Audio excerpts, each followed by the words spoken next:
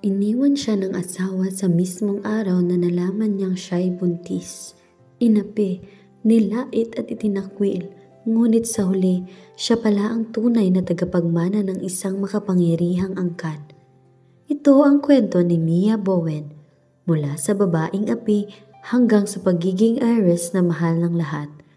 Magandang araw po sa inyong lahat mga giliw naming tagapakinig. Samahan niyo po sana ako sa isa na namang love story na tiyak na magpapainlove sa ating lahat. Mga kwento na magpaparamdam ng pusong sugatan, mga pusong sawi at mga pusong puno ng pagmamahal. Pero bago tayo magpatuloy, kung bago ka pa lamang sa aking channel ay pakilike po ng ating video. Paklik din ang subscribe button, gayon din ang bell icon para lagi kayong updated sa mga parating ko pang uploads. Congratulations! You're 1 month pregnant. Everything looks fine. Parang tumigil ang oras sa loob ng klinik habang nakatitig si Mia Bowen sa pregnancy result na hawak niya. Para siyang nananaginip, parang hindi totoo. Pregnant? Ako? May buhay na ba sa loob ko? She pressed her trembling hand against her flat stomach. Kahit hindi pa halata, ramdam niyang may kakaiba, may init, may something alive inside her. Mixed emotions ang nararamdaman niya, excitement, fear at isang matinding lungkot. Pag-uwi niya sa malaking bahay ng Barrett family, nakaupo siya sa gilid ng kama at matagal na nakatitig sa cellphone niya. Dahan-dahan niyang tinitype ang isang message para kay Timothy Barrett, ang asawa niyang 3 taon na niyang halos hindi nakilala. Will you be coming home for dinner tonight? Kinagat niya ang labi niya. Kahit simpleng tanong lang, kabadong-kabado siya. Alam niyang ayaw ni Timothy ng distraction sa trabaho. Ilang beses na siyang napagalitan dahil sa simpleng tanong at minsan hindi na lang siya sinasagot. Naalala niya ang isang eksena noon. Timothy, okay lang ba na sumabay ako sa'yo sa event? Naka-makeup si Mia, suot ang simpleng gown na iniregalo ng aunt niya. Umaasa siyang kahit minsan maisasama siya ng asawa. Pero si Timothy, nakatayo sa harap ng salamin habang naglalagay ng cufflinks, hindi man lang siya nilingon. No, Mia, you'll only embarrass me. Parang kutsilyo sa puso niya ang bawat salita, pero ngumingiti pa rin siya. Okay, naiintindihan ko. Mabilis na bumalik si Mia sa kasulukuyan. Napatitig siya sa phone na nakahiga sa kama. Baka wala ulit sagot. Baka binura niya agad. Baka galit siya. Pero biglang nag-vibrate ang phone niya. Message ni Timothy. Yeah, I have something to tell you. Mabilis siyang napangiti. Hindi niya napigilan. Finally, may sagot. May dahilan para umasa. Agad siyang nagbihis at dumiretso sa grocery. She wanted everything to be perfect tonight. She bought sticks, salad, ingredients, red wine, pati candles. Pinaghandaan niya lahat. Baka kapag nalaman niya, baka kapag sinabi ko na may baby na kami, baka mahalin na rin ako. Sa bahay, inayos niya ang dining table. She placed the pregnancy result on the table, pero after a few seconds, mabilis niyang tinalikod. Too obvious, baka isipin niya na desperada ako. Huminga siya ng malalim. Calm down, Mia. Tonight will be different. Ilang minuto pa lang, narinig niya ang pagbukas ng front door. Agad siyang tumakbo. Timothy, you're back! Masigla niyang bati, pilit na inaabot ang coat nito.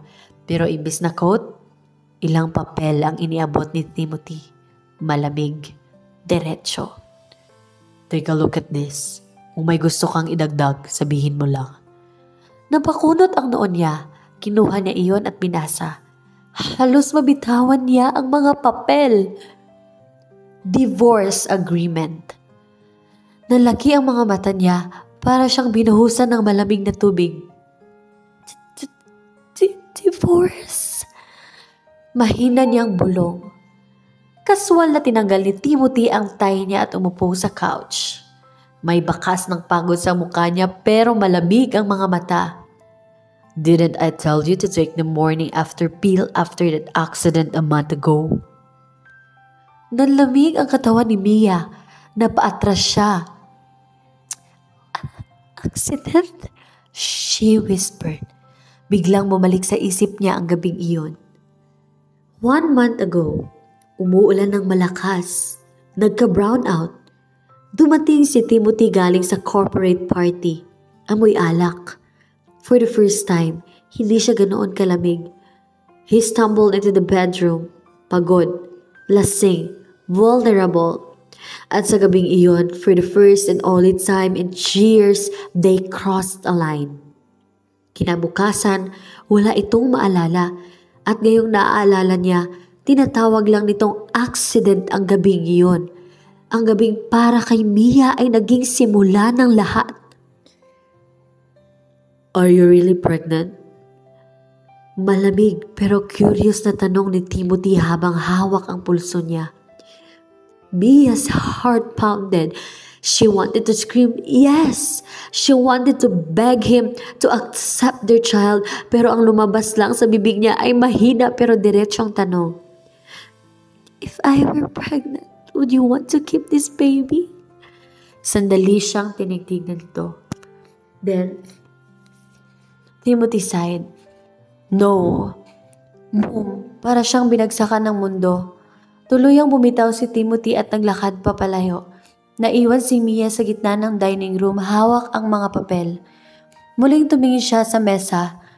The dinner she prepared with so much love, steak, salad, wine, candles, all cold and untouched. Isa-isang niligpit ni Mia ang pagkain. Dinala niya sa kusina at itinapon sa basurahan. Habang hawak niya ang tiyan niya, tuloy-tuloy ang luha niya. Your daddy may not want you, pero don't you worry, baby. I'll protect you. I won't abandon you. Hindi ka mag-iisa kasi nandito ako. Kinabukasan, tumunog ang phone niya. Number ng kanyang mother-in-law, si Sharon Hopkins. Mia, have the maid steady up one of the guest bedrooms sa second floor. A guest will be staying over. Remember to welcome her and treat her nicely. Hindi na siya binigyan ng chance na magsalita. Binaba agad ang tawag. Napangiti siya ng mapait. Sanay na siya. Ever since Sharon looked down on her. Hindi na siya binigyan ng chance na magsalita. Binaba agad ang tawag. Napangiti siya ng mapait. Sanay na siya. Ever since Sharon looked down on her, the orphan girl, na hindi bagay sa pamilyang Barrett. Bandang hapon, bumaba si Mia sa living room. Wala na si Timothy, nasa trabaho. Then, bumukas ang pinto. Isang babae ang pumasok. Young, fashionable, nakabrand mula ulo hanggang paa. Confident ang bawat galaw.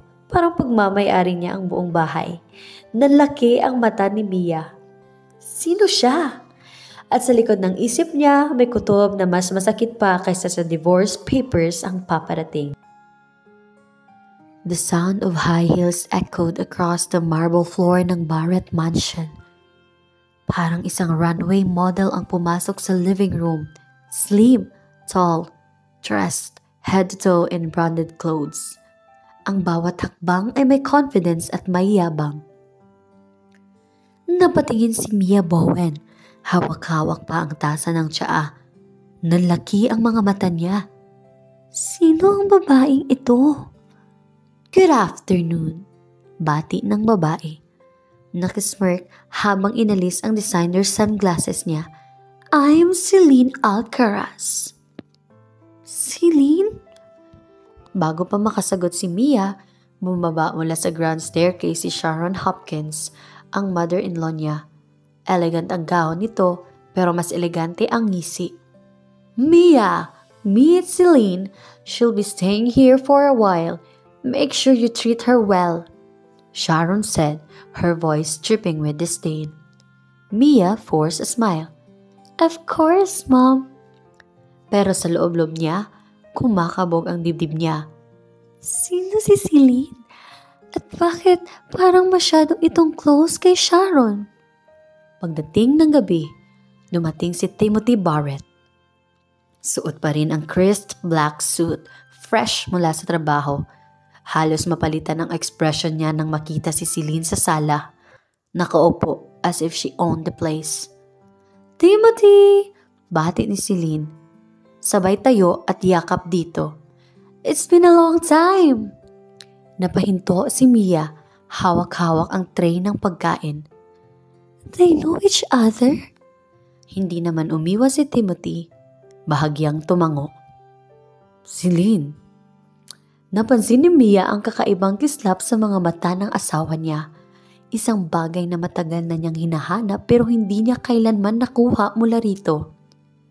Sa hapunan, tahimik si Mia habang sina Sharon, Timothy at Celine ay nag-uusap tungkol sa business, fashion at travels abroad.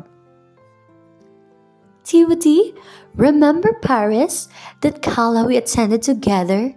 Ani Celine, sabay hagikik. "Yes." Malamig pero may halong familiarity na sagot ni Timothy. Hindi nakatiis si Sharon. She turned to Mia.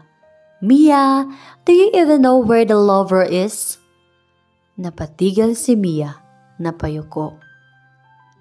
"It's in France, Mom." Tumawa si Sharon. "Well, at least you know that much. But tell me, have you ever been outside this country? Celine has traveled the world, Mia. She's sophisticated, unlike some people." Mia clenched her fist under the table. Hindi siya makapagsalita. 3 taon na ang nakalipas. Suot ni Mia ang simpleng white dress. Hindi custom-made, hindi branded. Hindi niya iyon dream wedding. The Barrett Mansion's garden looked grand pero wala siyang pamilya na dumalo maliban sa tiyahin niyang si Patricia. Sa gilid ng altar, si Timothy ay nakasuot ng perfectly tailored suit pero malamig ang muka ni hindi siya tumingin kay Mia habang nagsasalita ang pari. Pinakasalan siya ni Timothy dahil iyon ang huling-hiling ng lola nito. Si Madame Barrett. Ang sabi ng matanda, gumagaling ang kalusugan niya kapag si Mia ang kasama. Hindi iyon love, hindi iyon choice. It was duty. At mula noon, lagi niyang tinatanong ang sarili. Worth it ba ako? "Mia!" Boses ni Celine ang pumunit sa isip niya. "Yes?" Tanong niya, pilit na ngumiti. Nag-smirk si Celine. "I asked if you could pass the salt? Or too complicated pa ba for you?" Tahimik na inabot ni Mia ang salt shaker. She didn't fight back. Sharon chuckled. "See, Celine? She is harmless."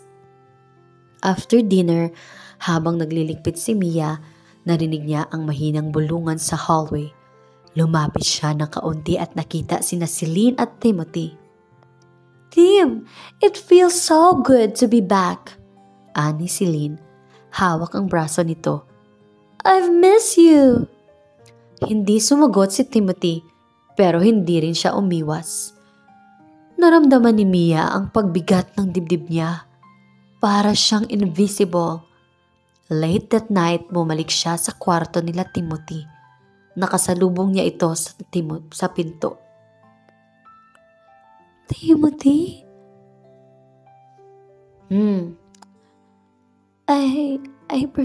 I prepared your favorite tea." Inabot niya ang tasa. Nanginginig ang kamay. Tumango lang ito at kinuha iyon. Walang emosyon. Mia bit her lip. "About the divorce papers. Do you really?" "I already told you, Mia." Malamig na putol nito. "This marriage was never real. Don't make it harder for yourself." At naglakad ito papasok ng study. Naiwan siyang nakatayo, hawak ang sariling tiyan. "Not real for you." But for me, it's my whole world. Kinabukasan, maagang bumaba si Mia para maghanda ng almusal. Pagdating niya sa dining area, naroon na si Celine. Nakangiti habang hawak ang kape. "Morning, Mia!" ani Celine. Para siyang may-ari ng bahay. "Good morning," sagot niya, pilit na kalmado. Lumapit si Celine at bumulong malapit sa tenga ni Mia. "This house, this family, this life, it all belongs to me now." Napatigil si Mia. Nalaki ang mga mata niya. Nanginginig ang labi. At doon niya naramdaman. Her world was about to crumble. Sino nga ba si Celine Alcaraz?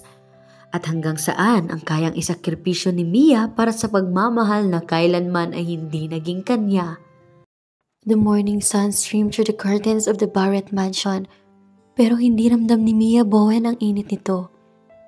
She sat quietly sa veranda, hawak ang isang tasa ng kape na kanina pa lumamig.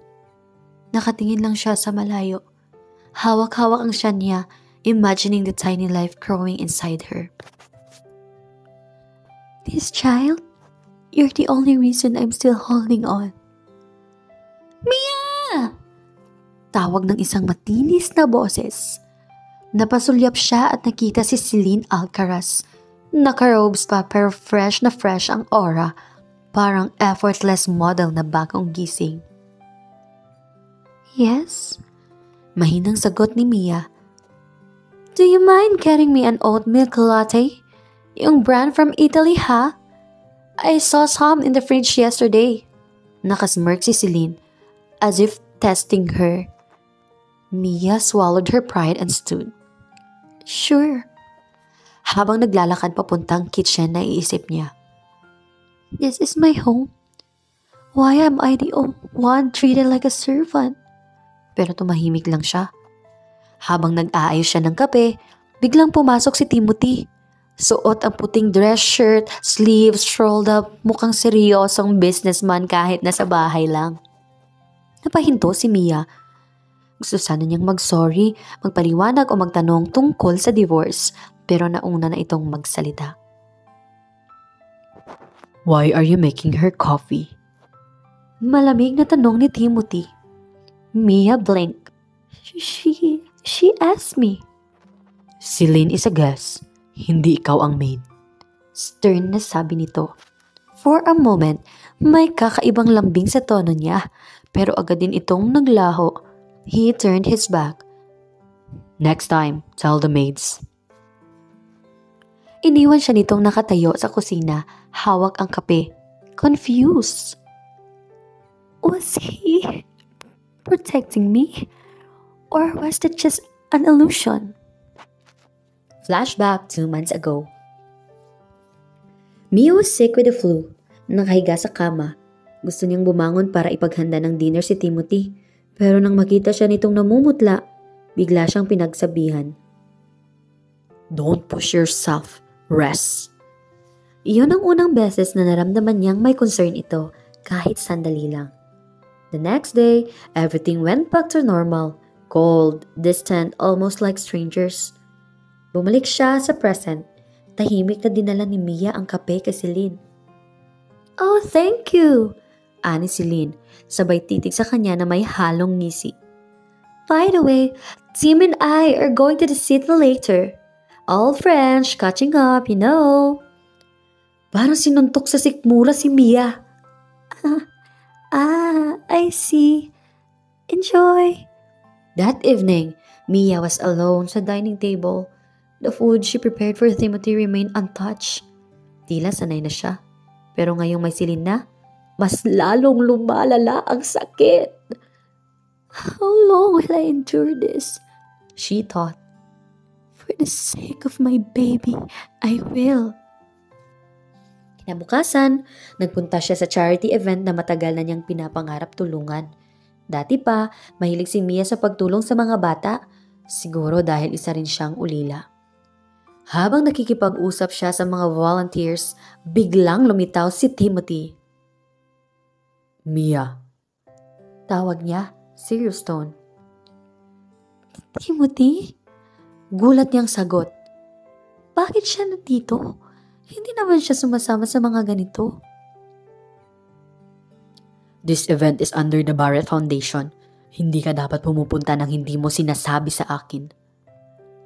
Mia looked down, embarrassed. I just wanted to help. These children, they remind me of myself. For the first time, napatingin si Timothy ng mas matagal kay Mia. May nakita siyang sincerity sa mga mata nito. Something he'd never really noticed before. Why do you care so much? He asked, almost curious. Because no one cared for me when I was young, she whispered. Kung makakatulong man ako sa kahit isang bata, then my life has meaning. Timothy didn't reply, pero sa loob-loob niya, first time niyang makita ang ibang side ni Mia. Hindi lang siya yung tahimik na asawa na walang laban, kundi isang babae na may puso at lalim. That night, habang nasa kwarto si Mia, biglang kumatok si Timothy. Come in, mahinang sabi niya. Pumasok ito, hawak ang isang folder. These are reports from the foundation. Since you want to be involved, basahin mo. Tomorrow, we'll attend the board meeting together. Nanlaki ang mata ni Mia. You're letting me join? He nodded. Don't disappoint me. Pag-alis niya, hindi mapigilan ni Mia ang mapangiti. Kahit alam niyang hindi iyon ibig sabihin na mahal na siya nito. Still, it was something. A door opening kahit maliit. Maybe, just maybe, may chance pa. Pero hindi nagtagal ang pag-asa. Habang naglalakad siya sa hallway, narinig niyang nag-uusap sina Sharon at Celine. Don't you worry, ani Sharon. Once Mia is out of the picture, this house will be yours. Celine chuckled. Of course, she doesn't belong here. She never did. Mia froze. Tumulo ang luha niya. So this is their plan? So erase me completely? She held her stomach tighter. No, not while I have you, my baby. I'll fight. Even if I have nothing, I'll fight. Do you want to erase me? But as long as my child lives within me, I will not disappear. Not now. Not ever.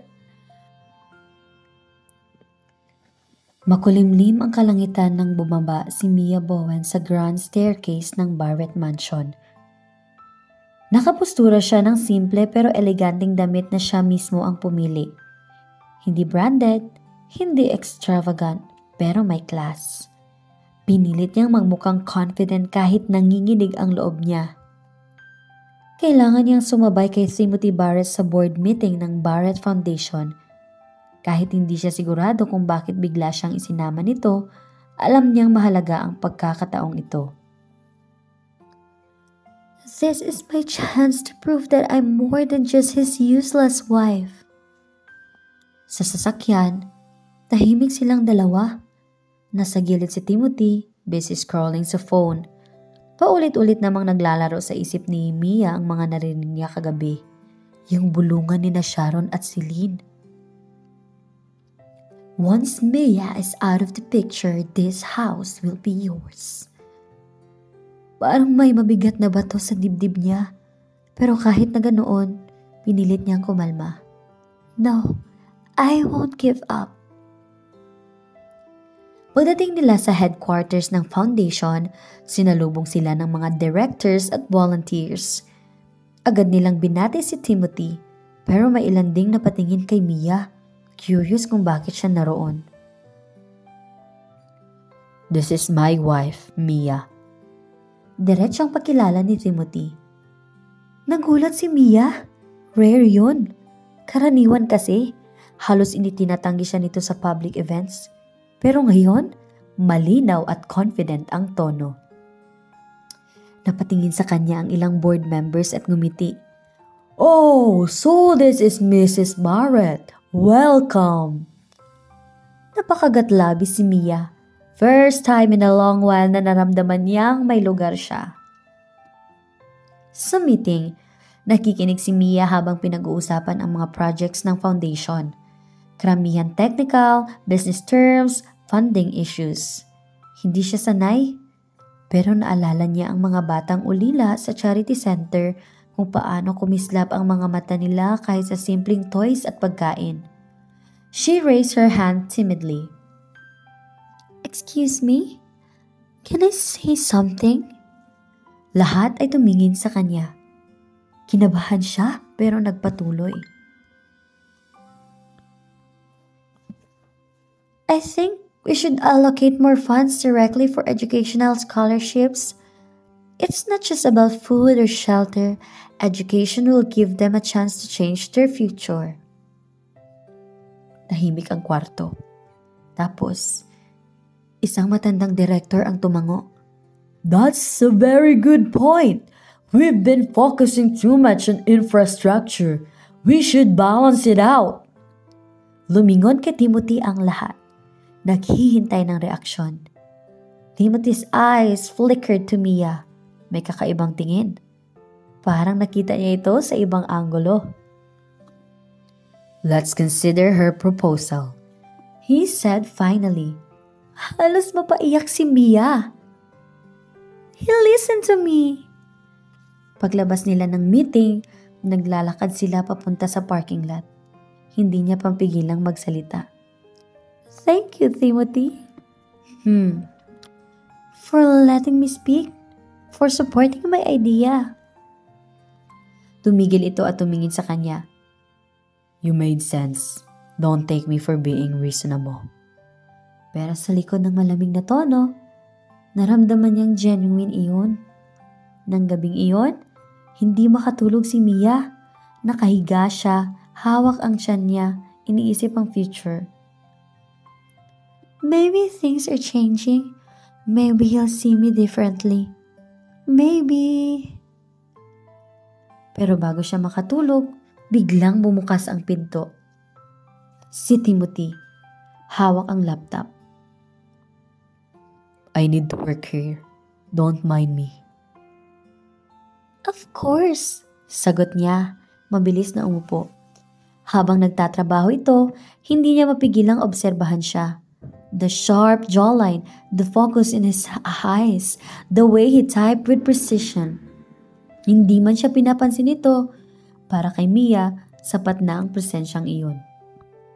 Kinabukasan, bumaba si Mia at nakita si Celine na nakatayo sa terrace, may kausap sa telepono.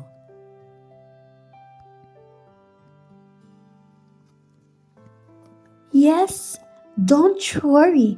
Everything is going according to plan," ani Celine. Malambing pero may halong yabang. "Soon, this house will be mine, and Timothy, he'll realize he belongs with me."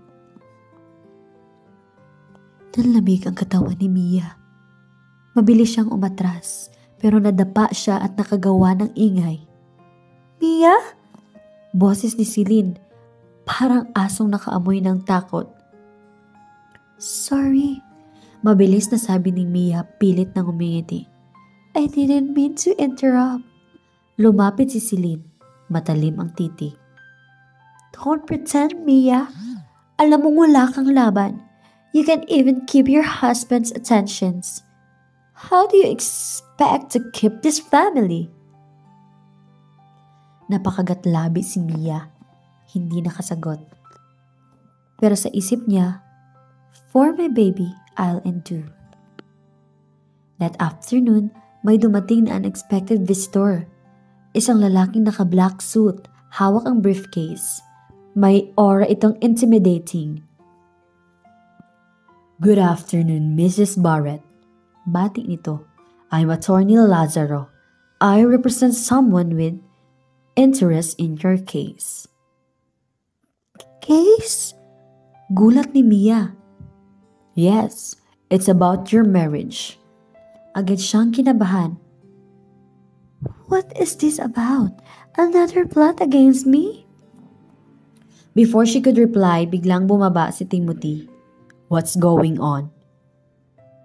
The lawyer bowed slightly. Mr. Barrett, I was just... Leave! Malamig na utos ni Timothy. Whatever business you have, bring it to me, not my wife. The lawyer left quickly. Pagkaalis nito, nagulat si Mia. Why did you... Timothy cut her off. You don't need to deal with vultures like him. Kung may problema, ako ang haharap. For the first time, may nakita siyang bahid ng proteksyon mula rito. Flashback, 1 year ago. Naiwan si Mia sa gala. Pinagtatawanan ng mga elite women dahil simple ang gown niya. Wala si Timothy.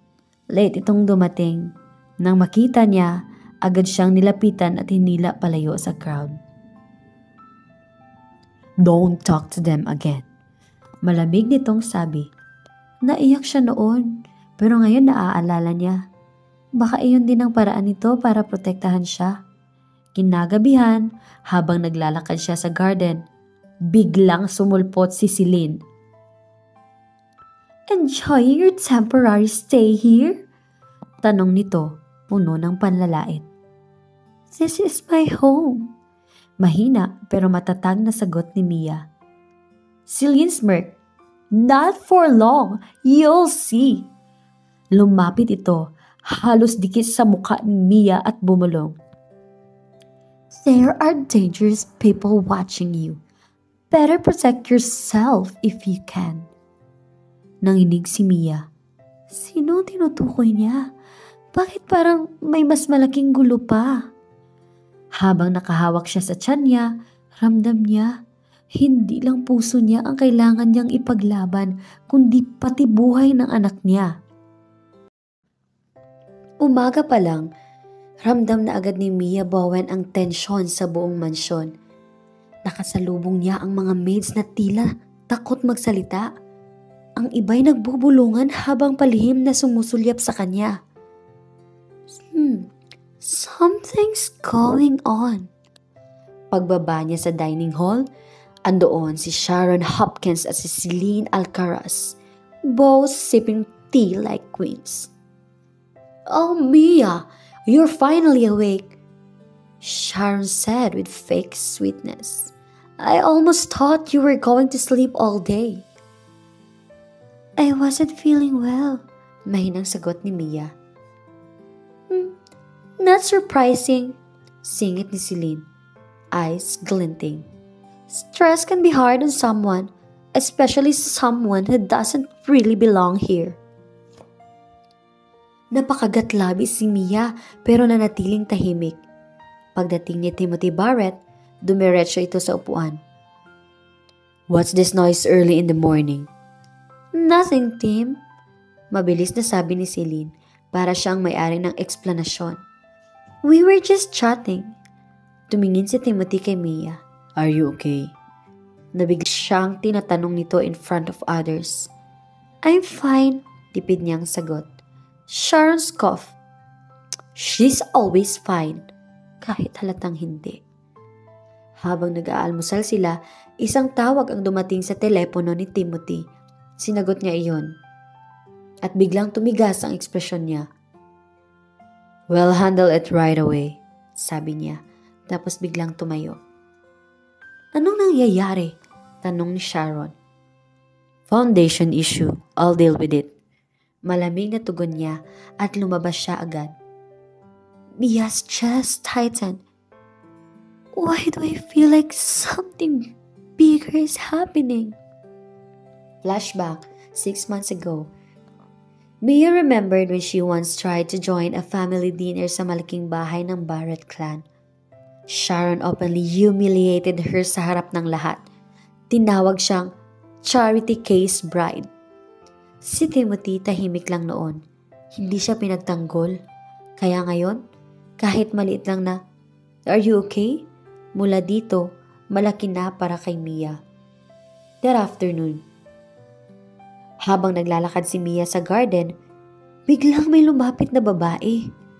Isang maid na matagal na niyang nakikita pero hindi kilala ang pangalan. Mrs. Barrett? Bulong nito. Halatang natatakot. You need to be careful. Nagulat si Mia. Why? What do you mean? Pero bago pa makasagot ang maid, biglang lumitaw si Celine sa veranda. Agad na umalis ang maid, parang natakot na mahuli. Talking to the help now, Mia? Ani Celine, nakasmirk. Careful, gossip spreads fast. That night, bumalik si Timothy. Pagod at halatang stress. Nakita niya si Mia sa sala, nag-aayos ng mga papeles ng foundation. You're still awake? Tanong nito. Yes, I was reviewing the reports you gave me. Lumapit siya, naglakas loob. Timothy, may I ask something? Why did you really marry me? Tahimik si Timothy. Matagal bago siya sumagot. Because it made my grandmother happy. Ramdam ni Mia ang kirot sa dibdib niya, pero nagpatuloy siya. And now, 3 years later, why are you keeping me? Nag-iba ang ekspresyon ni Timothy. Hindi niya sinagot ang tanong. Umiling lang siya, tapos lumakad palayo. Naiwan si Mia, luhang tumutulo sa pisngi. I'm still just a duty to him.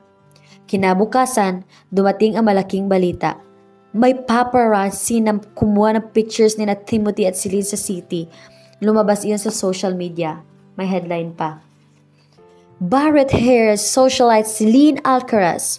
Old flames rekindled? Hawak ni Mia ang cellphone. Nanginginig. Nararamdaman niyang parang lumubog ang buong mundo niya. Agad siyang kinompronta ni Sharon. See, Mia? Even the press knows. You're nothing compared to Celine. Better sign the divorce papers where you still have dignity. Hindi siya nakasagot. Tumalikod siya at umakyat sa kwarto. Sa kwarto, hawak niya ang tiyan niya. Pinilit-pigilin ang iyak. Baby, your daddy doesn't want me, but I'll keep you safe. You're all I have. Biglang bumukas ang pinto. Si Timothy. Mia. Seryosong sabi nito. Tumingin siya. Luha ang mga mata. Did you take her out with the paparazzi? Nagtagal ang katahimikan bago siya sumagot. Yes, but it wasn't what it looked like. Then what was it? Nanginginig ang boses ni Mia. What am I supposed to think? Hindi makatingin si Timothy. You don't have to think anything. Soon, this will all be over. Flashback. Timothy's past. Noong kabataan niya, si Celine ang unang babaeng minahal ni Timothy.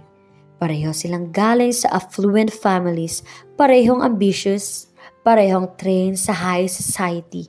Pero iniwan siya ni Celine noon para sa ibang lalaki. Isang mas promising na match.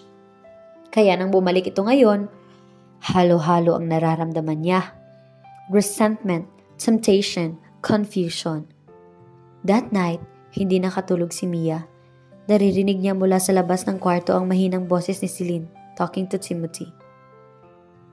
Tim, stop pretending. You still feel something for me. I know you do. At ang sagot ni Timothy, mababa pero malinaw. This isn't the time, Celine.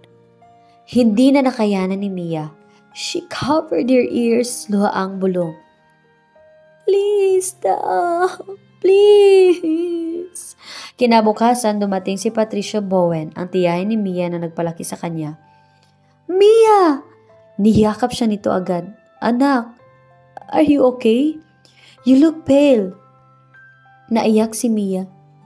Tita, everything is falling apart. I don't know what to do anymore. Then listen to me. Mahigpit na sabi ni Patricia. You're stronger than you think. Don't let them push you out. This is your life. This is your home.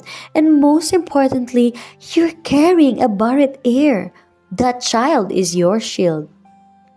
Napatingin si Mia sa tiyan niya. My shield. My reason to fight. Pag-alis ng tiyahin niya, nakatayo siya sa balcony. Hawak ang isang sulat na iniwan ni Patricia. Pero bago pa niya mabasa, biglang sumulpot si Celine. Still clinging on, Mia? Ani Celine, nakasmirk. Mia straightened her shoulders. For the first time, tiningnan niya ito ng diretso sa mata. I'm not going anywhere.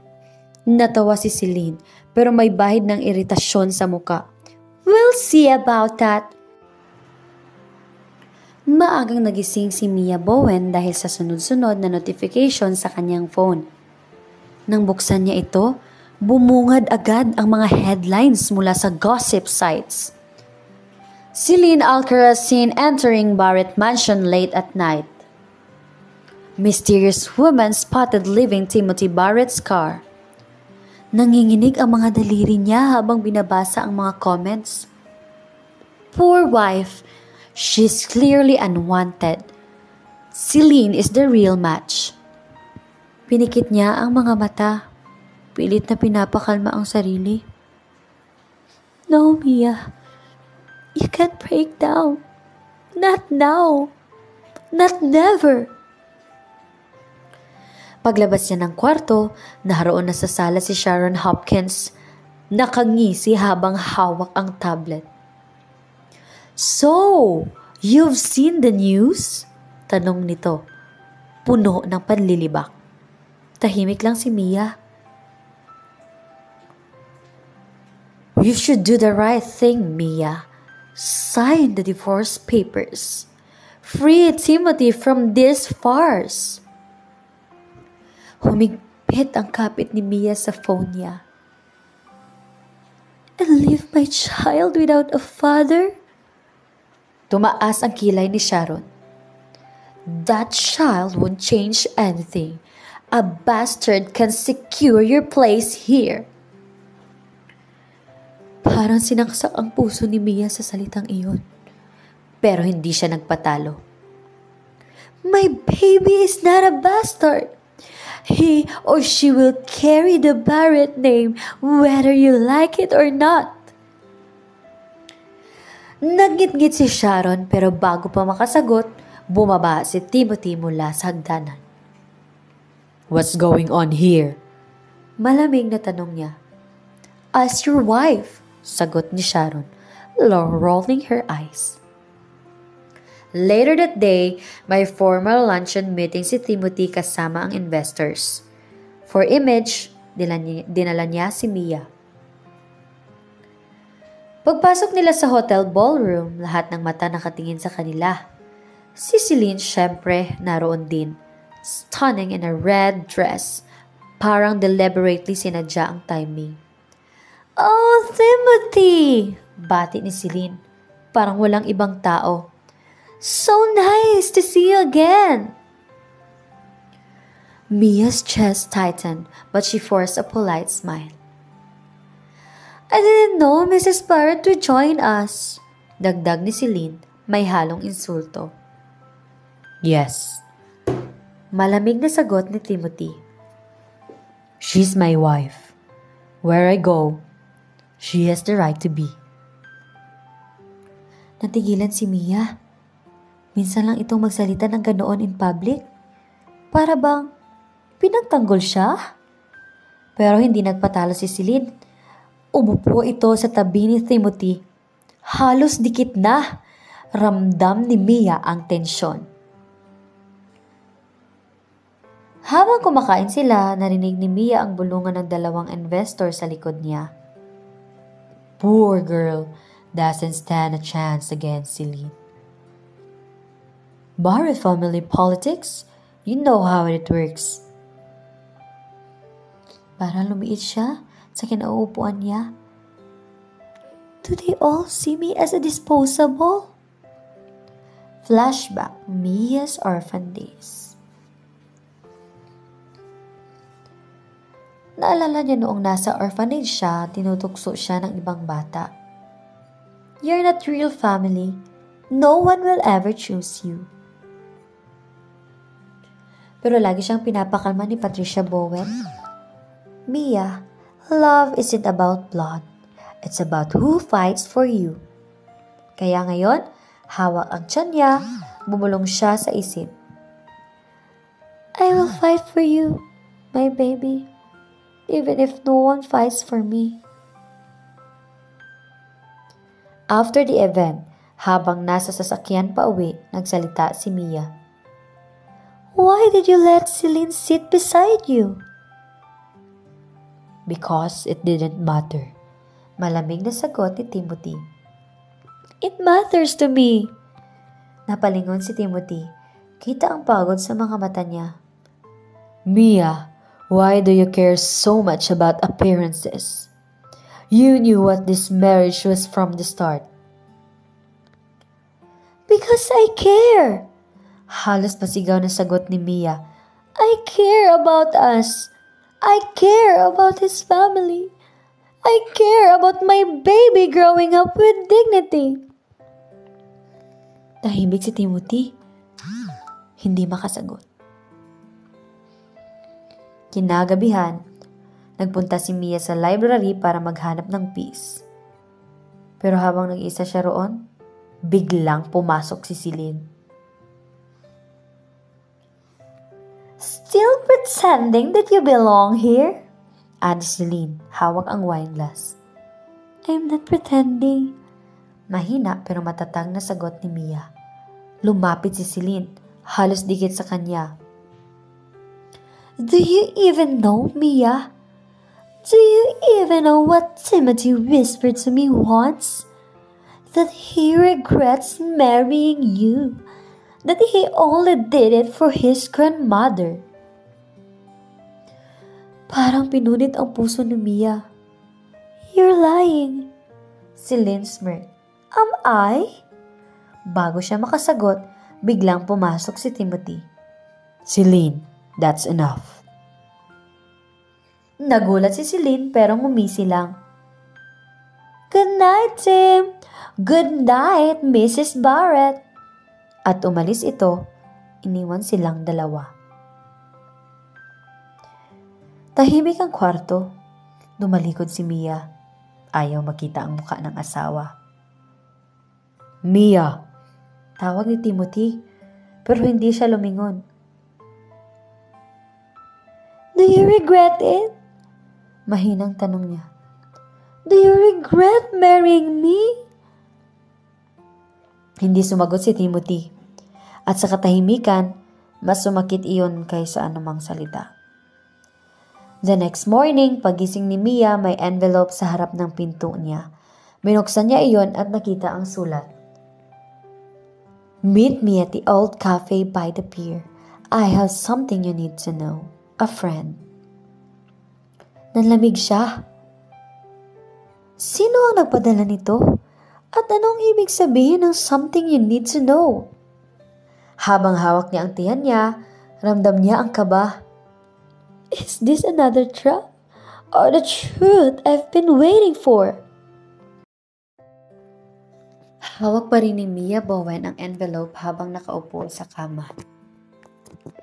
Ilang ulit na niyang binasa ang sulat pero hindi pa rin siya makapaniwala. Meet me at the old cafe by the pier.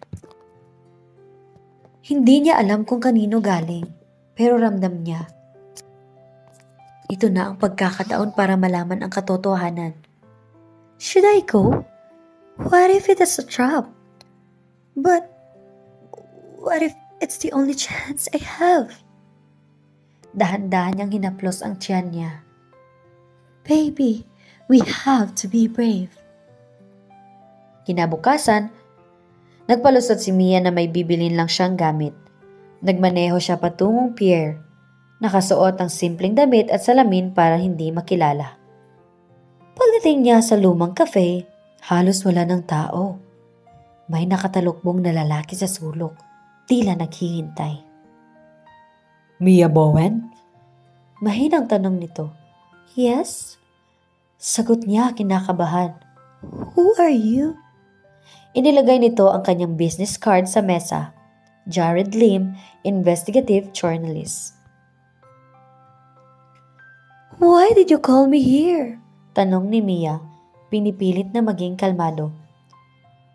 Because I know what they're planning against you. Sagot ni Jared. Seryoso ang tono. And you need to know the truth before it's too late. Halos mabitiwan ni Mia ang tasa ng kape. What truth? Inayos na ng pamilya Barrett at ng pamilya Alcaraz ang pag-alis mo sa picture. Celine is being positioned as the rightful wife beside Timothy, and the press is being paid to support that narrative. Nalamig si Mia.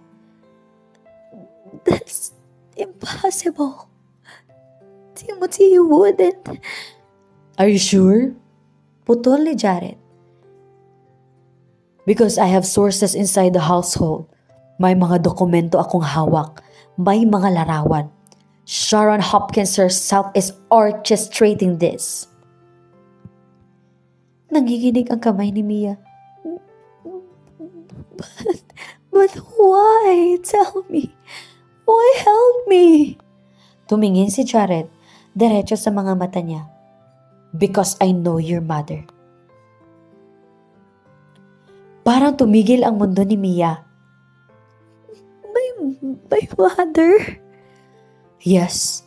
Years ago, I investigated a case involving her. She wasn't just some poor woman. She was connected to the Bowen lineage, an old, wealthy family na nawala sa spotlight. Ikaw, Mia, you are the rightful heiress, not Celine. Nawala ang boses niya. Heiress? Ako? Pero bago pa siya makapagtanong, biglang pumasok ang dalawang lalaking nakaitim sa cafe, halatang bodyguards. Mrs. Barrett, your husband is looking for you. Malamig na sabi ng isa. Kinabahan si Mia. How did you? Pero hinila na siya palabas. Hindi man lang nakapagsalita si Jared.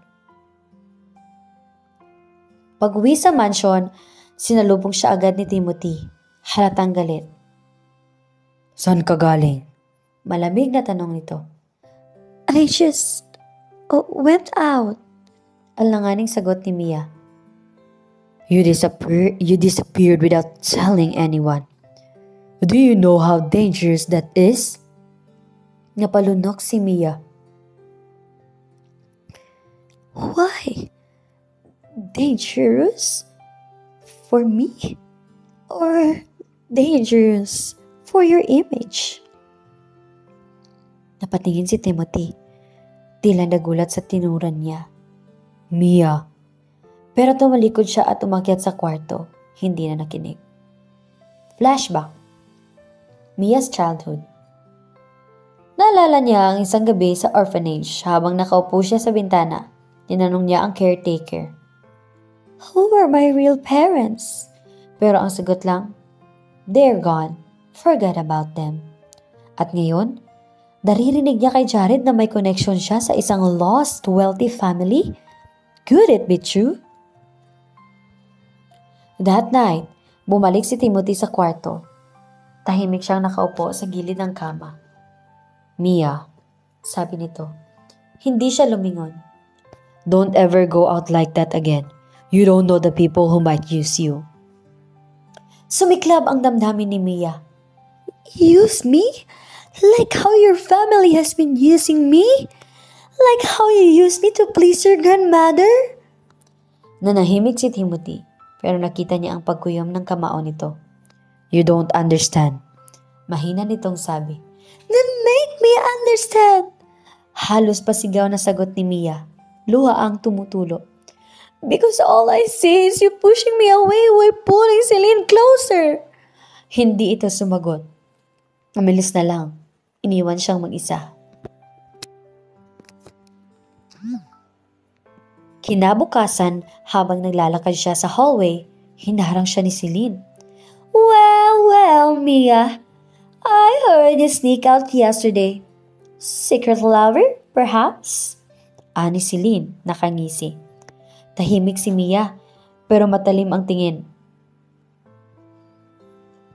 At least, I don't need to sneak into another woman's house pretending I belong. Natigilan si Celine, halatang tinamaan. Pero agad din itong ngumisi ulit. You're getting bold, but it won't save you. Soon, everyone will know you're the imposter. That evening, may dumating na mysterious package kay Mia. Sa loob ay envelope na puno ng pictures. Timothy and Celine together, smiling, talking intimately. Pero sa dulo ng pile, may isang photo na iba ang laman. Jared Lim, kausap si Timothy. Nalaki ang mga mata ni Mia.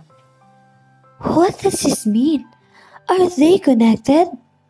Nanginginig ang kamay niya habang hawak ang mga larawan. Who can I trust? Tahimik ang gabi sa Barrett Mansion. Pero sa loob ng silid ni Mia Bowen, gulong-gulo ang isip niya.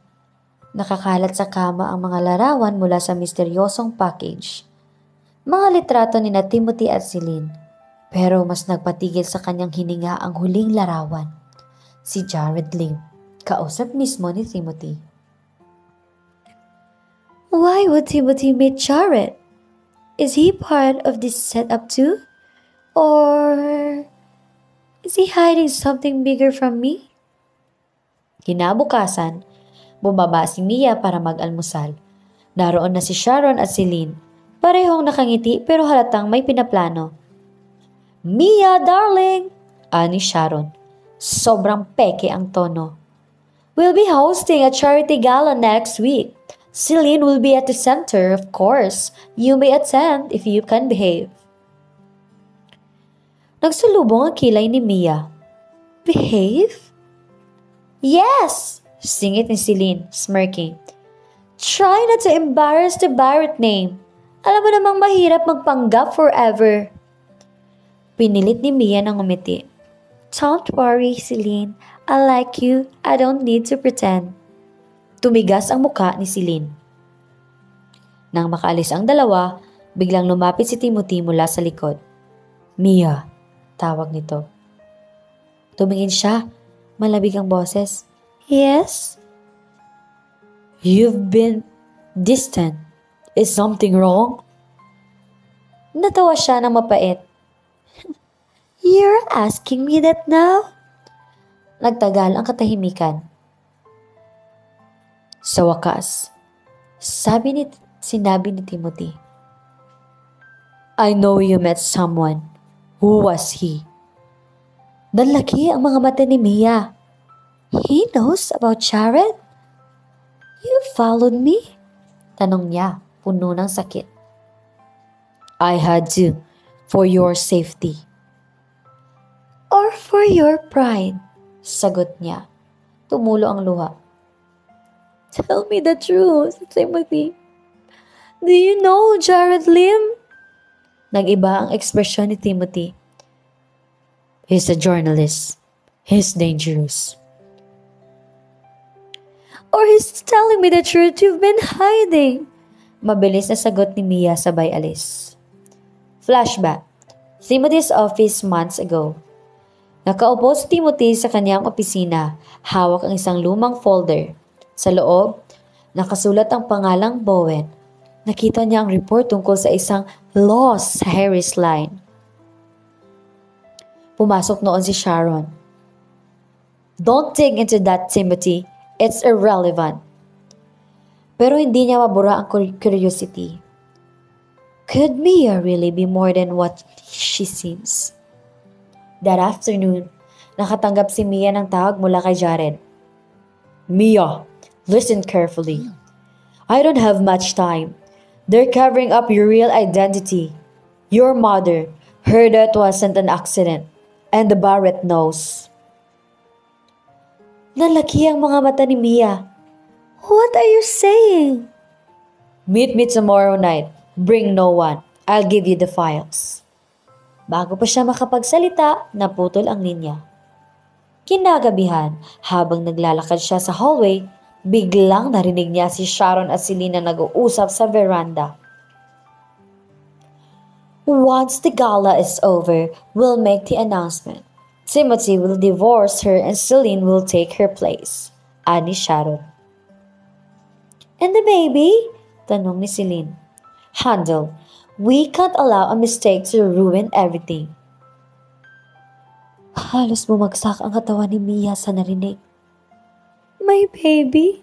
They want to take away my baby? Nagmamadali siyang bumalik sa kwarto. Halos hindi makahinga. Doon, nadatnan niya si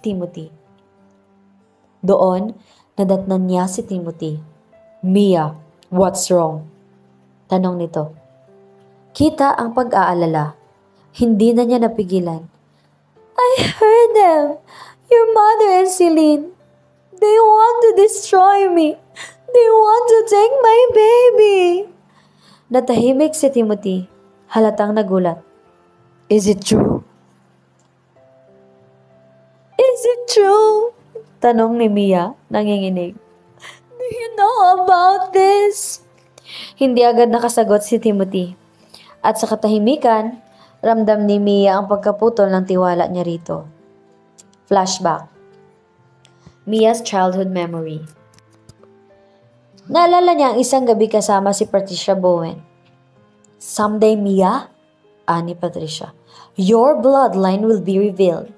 You have something in you that no one can take away. But until then, you have to survive. Kinabukasan, dumating ang imbitasyon para sa gala.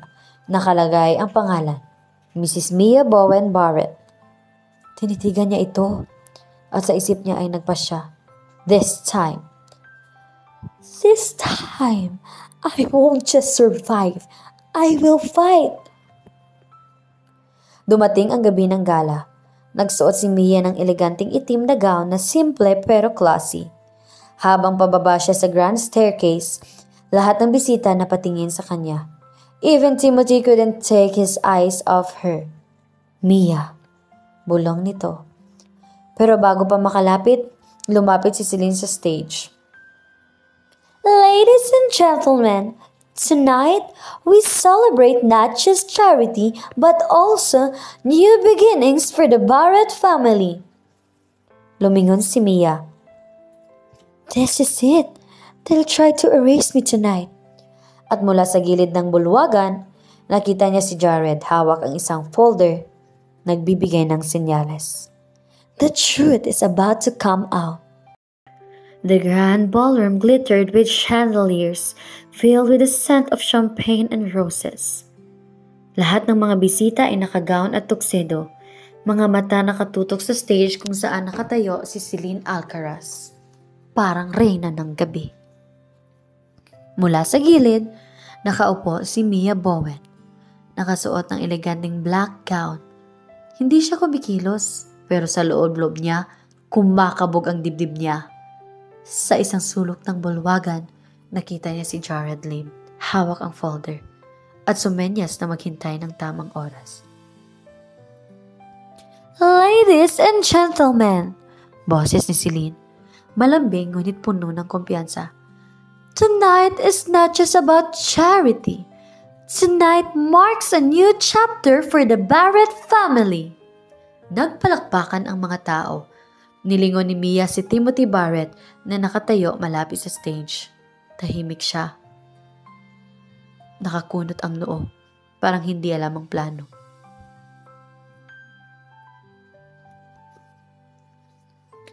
Celine smiled wonder.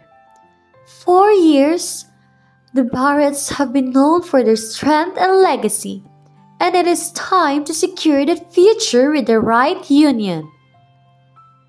Tumigil siya at ibinaling ang tingin kay Timothy. With Timothy Barrett by my side, nagulat ang lahat. May bulungan, may palakpakan, may camera flashes. Napatayo si Mia, nanginginig. Stop! Lahat ng mata napunta sa kanya. Naramdaman niyang natutuyo ang lalamunan niya pero hindi siya umatras. I am Timothy Barrett's wife, and I'm carrying his child. Halos mabingi ang buong hall sa ingay, bulungan, hiyawan, flash ng camera. Nakita niya si Sharon Hopkins na nangingit-ngit at si Celine na nakangisi pa rin, parang inaasahan ito. Oh, Mia! Ani Celine, kunwaring maawain. Everyone knows appearances can be deceiving. You're clinging to a title that doesn't belong to you. Bago pa magsalita ulit si Mia, lumapit si Jared sa gitna ng stage, hawak ang folder. If I may, malakas niyang boses. Halos magwala ang mga guard, pero pinigilan ni Timothy. Let him speak. Jared opened the folder. The truth has been buried for years. Mia Bowen is not just a poor orphan, as you've all been told. She is the rightful heiress of the Bowen family, a lineage once as powerful as the Barretts. Nagulat ang mga tao. Heiress? Bowen family? Jared continued. Her mother, Clarice Bowen, died under mysterious circumstances, but before she passed, she entrusted her daughter's guardianship to Patricia Bowen. Mia is the only surviving direct heir. Nabitawan ni Mia ang hininga niya. My mother? Clarice Bowen? Tumayo si Sharon, galit na galit. Lies! Baseless lies! Pero Jared pulled out documents and photos. These are certified birth records and estate papers. Mia Bowen is not just Mrs. Barrett by marriage. She has her own legacy, wealth, and power. Parang pinunit ang maskara ng lahat. Halos lahat ng bisita nagbago ang tingin kay Mia mula sa pangungutya naging paghanga. Si Timothy nananatiling tahimik pero nakatitig kay Mia, halatang gulat. Mia, bulong niya, halos hindi marinig. Lumapit si Celine desperado. This doesn't change anything. She is weak. She doesn't belong here. Look at her. She's crying. Pinunasan ni Mia ang luha niya. Tumayo siya ng matwid, hawak ang tiyan niya. You're right, Celine. I cried. I suffered. But that doesn't make me weak. It makes me stronger. Because I'm not just fighting for myself anymore. I'm fighting for my baby. Palakpakan mula sa ilan sa mga bisita. Galit na sumigaw si Sharon. You will never be one of us! Barretts don't bow to anyone! Pero Jared countered. Then perhaps it's time the Barretts learn to stand beside the Bowens again. History is repeating itself. Biglang may malakas na tunog mula sa likod ng hall. Nag-crash ang isang vase at may malaking nakaitim na sumugod. May lalaking nakaitim na sumugod, dala ang kutsilyo. Mia Bowen doesn't deserve to live! Sigaw nito. Napatili ang mga tao. Agad na tumakbo si Timothy. Hinarang ang lalaki bago ito makalapit kay Mia. Naghabulan, nag-agawan ng kutsilyo hanggang sa nahulog ang armas at nadakip ang mga gwardya. Niyakap ni Timothy si Mia, hinihingal. Are you okay? Mia, nanginginig, napatingin sa kanya. Si Timothy. Sa unang pagkakataon, ramdam niyang may tunay na takot ito na mawala siya. Pagkatapos ng kaguluhan, dinala si Mia sa isang private room. Naroon si Jared at Timothy. Someone wants you gone. Ani Jared, seryoso. And it's not just about jealousy. This is about inheritance, power, and legacy. Tumingin si Mia kay Timothy. Naghahanap ng sagot. Is it true? Did you know? Tahimik si Timothy hanggang sa wakas ay nagsalita. I knew parts of it. But not everything. I didn't know you were the heiress. Lumapit siya, hawak ang kamay ni Mia.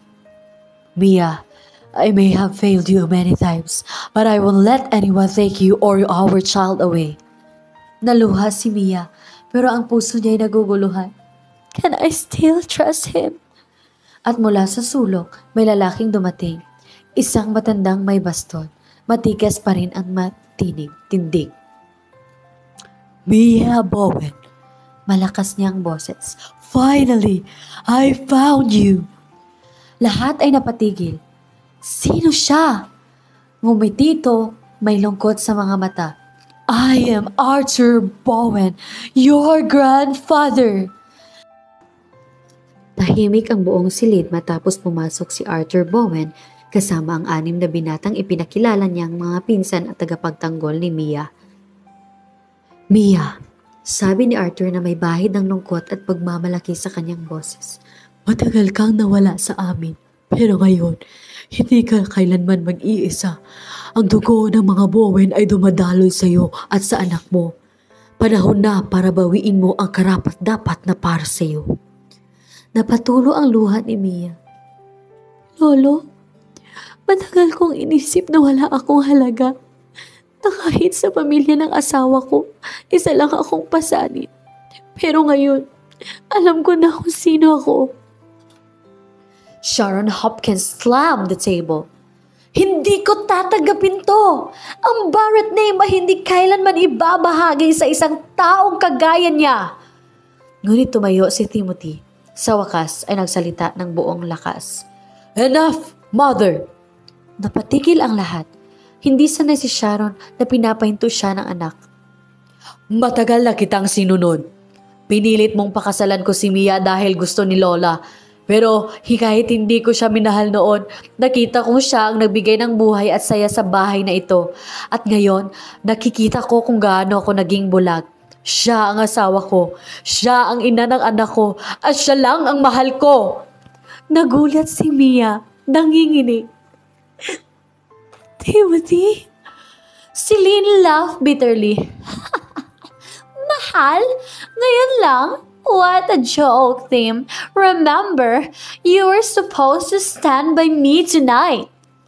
Pero pinutol siya ni Timothy. That was a mistake. I will never repeat. Mia is my wife and no one will ever take her place. Arthur stepped forward, his cane striking the floor. Kung may duda pa kayo, lahat ng ebidensya ay nasa akin.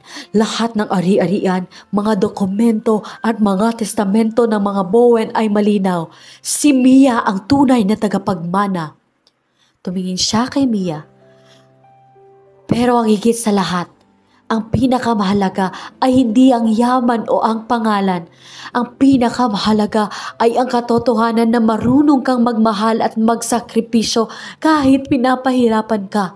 Iyan ang tunay na kayamanan ng isang pamilya. Sharon's face turned pale. Wala na siyang masabi. Si Celine naman ay halos hindi makatayo sa hiya. Hindi pwede to. Ako ang dapat nandyan. Ako ang dapat maging asawa ni Timothy. Pilit ni Celine. Mia looked at her calmly. Celine, pwede mong agawin ang lahat ng material na bagay. Pwede mong ipakita ang pera at power mo. Pero ang puso ng isang tao, hindi mo yan mapipilit. At kahit kailan, hindi magiging sayo si Timothy. Napaatras si Celine. Luhaan at talo ng talo. Lumapit si Timothy kay Mia. Napaatras si Celine. Luhaan at talo ng talo. Lumapit si Timothy kay Mia. Dahan-dahang hinawakan ang kanyang kamay. Mia, alam kong napakaraming sugat ang naidulot ko sa iyo. Pero kung papayag ka, gusto kong simulan natin muli.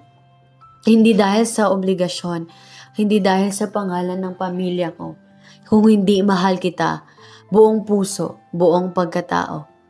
Tumingin si Mia sa kanya, luha ang bumuhos sa kanyang mga mata. Sa wakas, naramdaman niyang totoo ang mga salitang iyon. Timothy, pinatawad na kita. At kung handa kang ipaglaban ako at ang anak natin, handa rin akong muling mahalin ka ng buo. Nagyakap sila, mahigpit. Puno ng emosyon, palakpakan at bulungan ang umalingaw-ngaw mula sa mga bisitang saksi sa lahat. Ilang buwan pagkatapos. Mia, nakasuot ng simpleng ngunit eleganteng puting damit, nakaupo sa hardin ng mansyon ng Bowen, hawak niya ang kanyang sanggol, isang malusog na batang lalaki. Ngumiti si Mia, pagod ngunit masaya. Umupo si Timothy sa tabi niya, hinalikan ang noo ni Mia at marahang hinaplos ang ulo ng kanilang anak. Hindi ko na hahayaang masaktan ka ulit. Sa pagkakataong ito, panghahawakan ko ang pangako ko. Mia leaned her head on his shoulder, habang ang sanggol nila ay mahimbing na natutulog. Wala na akong ibang hiling, sabi niya, kundi ang simpleng pamilya, ikaw, ako at ang anak natin. At syempre, ang mga Bowen na ngayon ay nasa tabi ko na. Sa di kalaunan, nakatayo si Arthur Bowen kasama ang mga pinsan ni Mia. Pinagmamasdan nila ang masayang tanawin at ramdam nila na nagsisimula na ang bagong yugto hindi lang para sa pamilya nila kundi para sa lahat. Your mother would be proud, Mia, bulong ni Arthur habang pinapahid ang luha ng tuwa. Sa paglubog ng araw, kumikislap ang gintong liwanag sa buong hardin. Niyakap ni Mia ang kanyang anak at tumingin kay Timothy. Finally, bulong niya, I found my true home. At doon natapos ang lahat, hindi sa luha ng lungkot, kundi sa ngiti ng pag-ibig, kapatawaran at bagong simula. At dito na po nagtatapos ang kwento ni na Timothy at Mia. Maraming salamat po!